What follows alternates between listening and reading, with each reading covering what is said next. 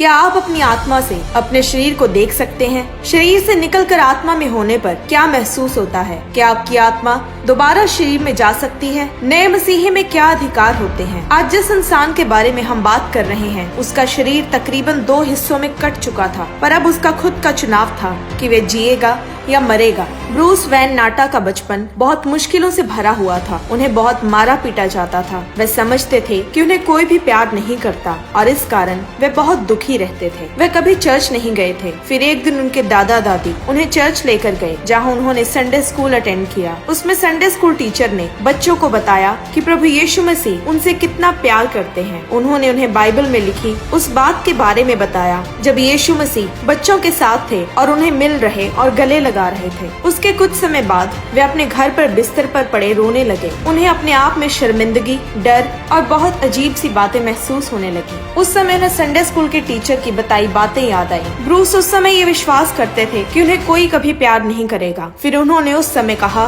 कि यीशु मसीह, अगर आप असली हैं तो मैं चाहता हूँ कि आप आकर मुझे गले लगाएं, जैसे आपने उस कहानी में बच्चों को गले लगाया था। जैसे ही उन्होंने ये कहा तो वे अपने बिस्तर पर से उठाए गए और एक बंद जगह पर ले जाए गए और यीशु मसीह ने उन्हें वहाँ गले लगाया। और उसी समय उन्हें अपने सिर से लेकर पांव तक ऐसा महसूस हुआ जैसे वे अनंत प्रेम से भर गए हैं। ऐसा प्यार जो उन्होंने पहले कभी महसूस नहीं किया था। और उनके शरीर में, उनकी सोच में जो भी शर्मिंदगी, उदासी, निराशा, जो कुछ वे महसूस कर रहे थे, वे धीरे धीरे निकलते गए। अगली सुबह जब वे उठे तो वे वापस अपने बिस्तर पर ही थे। उन्होंने उठते ही सोचा कि यीशु मसीह में कुछ तो बात है। उस एक्सपीरियंस के बाद ब्रूस के जीवन में परमेश्वर की हजूरी आई, पर ब्रूस ने परमेश्वर की ओर ना मुड़कर अपने जीवन में बहुत से बुरे चुनाव किए, बुरे फैसले लिए। वे ये जानते थे कि उनके जीवन पर परमेश्वर की कॉलिंग है, कि परमेश्वर चाहते हैं कि वे उसके लिए एक पात्र बने, पर वे उल्टी दिशा में दौड़ते रहे। परमेश्वर ने ब्रूस से कई बार अपने लोगों के जरिए बात की और वे लोग उन्हें परमेश्वर की तरफ मोड़ने की कोशिश करते रहे, पर ब्रूस पर कोई असर न हुआ। पर एक हादसे ने उनका सारा जीवन बदल दिया। नवंबर 2006 में ब्रूस एक बड़े पीटरबिल्ट लॉगिंग ट्रक के नीचे एक गराज में काम कर रहे थे। उनके किसी साथी ने उस ट्रक का एक अगला टायर निकाल कर उसे पहले जैक से उठा दिया था। ट्रक को जैक के भार पर रखा था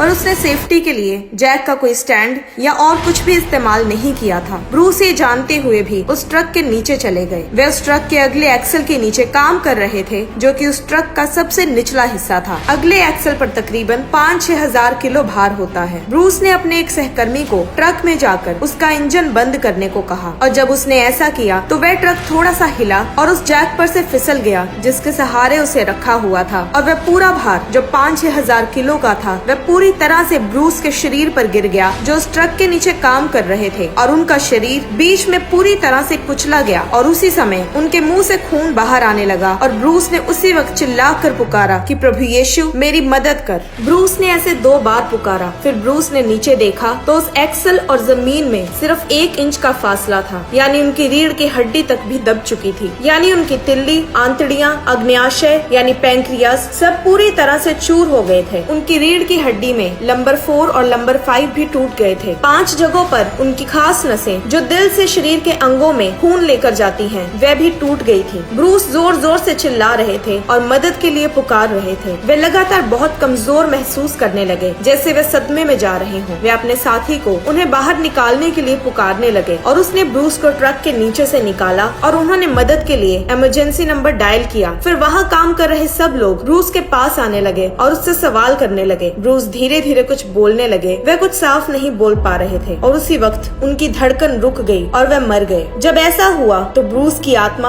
उनके शरीर से निकल गई। वे जमीन से ऊपर उस गराज की छत पर पहुंचाए गए और ऊपर से अपनी बॉडी और सब कुछ जो वहाँ हो रहा था देख पा रहे थे। ब्रूस ने बताया कि जब वे वहाँ ऊपर थे, यानी जब उनकी आत्मा ने उनके शरीर को छोड़ा, तो वे बहुत अच्छा महसूस कर रहे थे, क्योंकि शरीर में जो असहनीय दर्द वे महसूस कर रहे थे, शरीर को छोड़ते ही वे उस दर्द से पूरी तरह से आजाद हो चुके थे। यानी अब वे कोई दर्द महसूस नहीं कर पा रहे थे। वे उस समय में ऐसी शांति महसूस कर रहे थे जैसी उन्होंने अपने सारे जीवन में नहीं की थी। जब वे ऊपर से देख रहे थे तो उन्होंने देखा कि उनके शरीर के दोनों ओर दो बड़े बड़े स्वर्गदूत हैं, जिनकी हाइट तकरीबन 8-8 फुट की थी। उनके कंधे चौड़े, सफेद चमकते वस्त्र और चमकती ज्योति के समान थे। उन्होंने अपने हाथ ब्रूस के शरीर पर वहाँ रखे हुए थे जहाँ से उनका शरीर कुचला गया था। ब्रूस ने ये सब कुछ ऊपर से देखा। फिर जो लोग ब्रूस को देखने आए उनमें से एक नई मसीही थी जिसका नाम शैनन था। वह स्वर्गदूतों के बीच में आकर बैठ गई और वह ब्रूस की नब्ज देखने की कोशिश कर रही थी। उसने ब्रूस के साथियों से उनका नाम पूछा और वह ब्रूस के मुंह पर थपथपाकर उनका नाम पुकार कर उन्हें आंखें खोलने को कहने लगी। और जब वह ऐसा कर रही थी तो ब्रूस की आत्मा उनके शरीर में वापस आने लगी। तभी उनका दिल फिर से धड़कने लगा और उसके साथ ही वह दर्द भी वापस उनके शरीर में आ गया जो उस ट्रक के गिरने के कारण उन्हें पहले महसूस हो रही थी। ब्रूस फिर सोचने लगे कि नहीं, मुझे ये दर्द नहीं चाहिए। जैसे ही उन्होंने ये फैसला लिया तो उसी समय उनके दिल की धड़कन फिर से रुक गई और उनकी आत्मा उनके शरीर से फिर से निकल गई। तब उन्हें एक सुरंग दिखी जो उस गैराज की छत से बाहर जा रही थी, जिसके अंत पर रोशनी थी। और ब्रूस उस सुरंग में चले गए और वह उस रोशनी की तरफ जाने लगे और वह जानते थे कि उस सुरंग के अंत पर स्वर्ग है। जैसे वह ऊपर जा रहे थे उन्हें उस औरत की आवाजें सुनाई देने लगी जो चिल्ला रही थी कि वापस आ जाओ। जैसे ही उन्होंने ये आवाजें सुनी वह वहाँ पर रुके और सुरंग से वापस गैराज की तरफ खींचे चले जाने लगे। यानी एक नए विश्वासी में भी इतनी सामर्थ थी। परमेश्वर में हम सचमुच सामर्थी हैं। ब्रूस की आत्मा फिर से उनके शरीर में आ गई। उसी के साथ ही वह दर्द फिर से उनके शरीर में आ गई जो पहले थी। वह जितनी शांति पहले महसूस कर रहे थे शरीर में आते ही वह दर्द में बदल गई। पर उस समय परमेश्वर ने उनसे बात की कि अगर तुम जीना चाहते हो तो तुम्हें लड़ना होगा और यह लड़ाई मुश्किल होगी। परमेश्वर ने ये बात ब्रूस से बड़े धैर्य से कही और उसके आगे चुनाव रखा। जैसे परमेश्वर हमें चुनाव करने की खुली इच्छा देता है। पर ब्रूस को इतना दर्द हो रहा था कि उन्होंने उसी वक्त इनकार कर दिया और ना जीने का फैसला किया। फिर वह तीसरी बार अपने शरीर को छोड़ गए और उनके दिल की धड़कन फिर से रुक गई और वह फिर उसी सुरंग से ऊपर जाने लगे और उन्हें फिर से उसी औरत की आवाजें आने लगी। उन्होंने कहा कि जैसे कोई भी नया मसीही जोश से भरा होता है, वह लगातार प्रार्थना कर रही थी और चिल्ला रही थी कि ब्रूस वापस जीवित हो जाएं। और उसके बार बार बोलने के कारण, चाहे वे अभी सिर्फ 2 महीने की नई विश्वासी थी, ब्रूस बार बार जीवित होते जा रहे थे। जब ब्रूस तीसरी बार जीवित हुए तो वे उस औरत के साथ बिल्कुल भी खुश नहीं थे, क्योंकि वे उस दर्द से आजाद होना चाहते थे। एक विश्वासी होने के नाते वे औरत इतनी सामर्थ रखती थी कि ब्रूस बार बार जीवित हो रहे थे। जब ब्रूस ने आंखें खोली तो उस औरत ने उनसे कहा कि तुम जीवन और मौत के बीच में खड़े हो। तुम याद करो कि तुम्हें किसके लिए जीवित रहने के लिए लड़ना है, कि तुम्हारी कोई पत्नी या बच्चे हैं। तब ब्रूस जानते थे कि उस औरत के जरिए परमेश्वर उनसे बात कर रहे थे और उन्हें उनकी पत्नी और 4 छोटे बच्चों के बारे में याद करवा रहे थे। ब्रूस अपने लिए तो जीवित नहीं रह पा रहे थे, पर वे उनके लिए जरूर जीवित रहना चाहते थे। फिर ब्रूस ने उनके लिए जीवित रहने का फैसला किया। तब वहाँ पर एम्बुलेंस आई और उन्हें हॉस्पिटल में ले जाया गया। डॉक्टर्स हैरान थे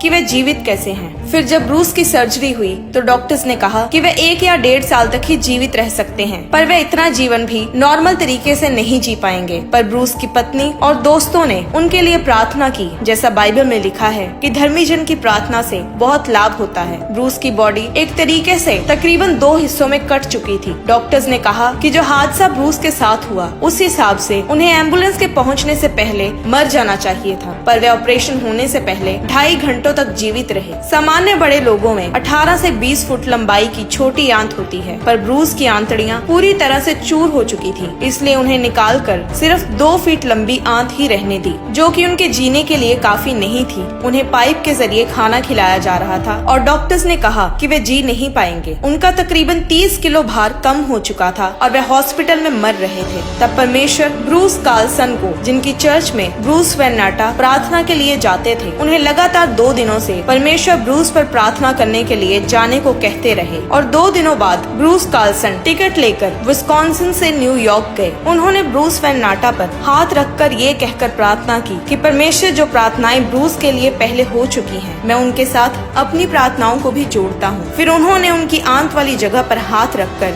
यीशु के नाम में हुक्म दिया कि वे उसी वक्त फिर से बढ़ जाएं, यीशु मसीह के नाम में। जैसे ही उन्होंने उनके सिर पर हाथ रखकर प्रार्थना की तो ब्रूस को ऐसा लगा जैसे उनके दिमाग में कोई करंट लगा हो। वह करंट इतना सामर्थी था, वह उनके माथे से होकर उनकी पेट की तरफ गया और उन्हें महसूस होने लगा जैसे कुछ सिलेंडर के जैसा गोलाकार उनके अंदर चल रहा है। उन्होंने अपने बेड के दूसरी तरफ बैठे इंसान से कहा कि मुझे ऐसा लगा जैसे कोई सांप मेरे अंदर खुल गया हो। डॉक्टर्स ने पहले ब्रूस की कई सीटी स्कैन्स, यूजीआईज और एक्सरेज किए थे जिनमें उनकी आंत 2 फीट की थी। फिर जब दोबारा उस प्रार्थना के बाद डॉक्टर्स ने उसी दिन 2 बार टेस्ट किया तो उस टेस्ट में उनकी आंत 9 से 11 फुट की हो चुकी थी। ये उस प्रार्थना के दिन हुए टेस्ट में आया, यानी प्रार्थना होते ही उसी वक्त उनके जीवन में इतना महान चमत्कार हो गया था। ब्रूस जो कि पूरी तरह से बिस्तर पर थे और उनके जीवन की कोई उम्मीद नहीं थी, उस दिन से वे पूरी तरह से चंगे हो चुके थे। इस चमत्कार के कारण बहुत लोग उन्हें जानने लगे और इस चमत्कार के बारे में उनसे और पूछने के लिए उनसे मिलने लगे। यहाँ तक कि हिस्ट्री चैनल और डिस्कवरी चैनल पर भी इनके इस हादसे और चमत्कार के बारे में दिखाया गया। जब हिस्ट्री चैनल वालों ने इन्हें बुलाया तो वे ये साबित करना चाहते थे कि ब्रूस इन सब बातों का ड्रामा कर रहे हैं, जबकि असल में ऐसा कुछ भी नहीं हुआ होगा। उन्होंने पूरी तरह से रिसर्च की। उन्होंने कहा कि वे अपनी आत्मा के द्वारा शरीर को नहीं देख सकते और न ही उनके स्वर्गदूतों को देखने की बात को माना, क्योंकि वे इन चीजों में विश्वास नहीं करते। पर जब उन्होंने ब्रूस की मेडिकल रिपोर्ट्स देखी और चेक की कि 5 नाड़ियां जो दिल से शरीर के बाकी अंगों में खून लेकर जाती हैं, वह भी टूट चुकी थीं। कोई भी और इंसान इस दुनिया में ऐसे हादसे के बाद जीवित नहीं रह सकता था। और आंत का अपने आप बड़ा हो जाना, यानी मेडिकल रिपोर्ट्स को देखकर हिस्ट्री चैनल वालों को ये मानना पड़ा कि ये कोई बड़ा चमत्कार है जो कि डॉक्टरी तरीके से समझाया नहीं जा सकता। फिर एक दिन ब्रूस को एक चर्च में भी बुलाया गया। वह एक ऐसा चर्च था जिसमें लोगों ने ज्यादा चमत्कार नहीं देखे थे। परमेश्वर ने ब्रूस को वहाँ प्रार्थना करने को कहा और उन्होंने वहाँ लोगों को प्रार्थना के लिए आगे बुलाया और लोग तरह तरह की बीमारियों से आजाद हुए। उस एक्सीडेंट के हादसे के बाद वह परमेश्वर की बुलाहट में आगे बढ़ने लगे और उन्होंने परमेश्वर की सेवा करनी शुरू की और स्वीट ब्रेड मिनिस्ट्रीज की स्थापना की। आज उस मिनिस्ट्री के द्वारा वे अनगिनत लोगों को परमेश्वर के राज्य और उसके किए चमत्कार की गवाही दे चुके हैं। लोग उनकी गवाही और प्रार्थनाओं के द्वारा विश्वास में बढ़ते हुए परमेश्वर के करीब होते हैं और ब्रूस भी अब अपने जीवन से बहुत खुश और संतुष्ट है। ब्रूस ने बताया कि परमेश्वर में एक संतुष्ट, चमत्कारों से भरा, जयवंत जीवन जीने के लिए और परमेश्वर के वचन को अपने जीवन में पूरा होते देखने के लिए ये जरूरी है कि आप परमेश्वर को अपने जीवन का उद्धार करता, बचाने वाला, यानी अपने जीवन का मालिक बनाए। लोग चाहते हैं कि परमेश्वर उन्हें बचाए, पर उसे अपना मालिक नहीं बनाना चाहते,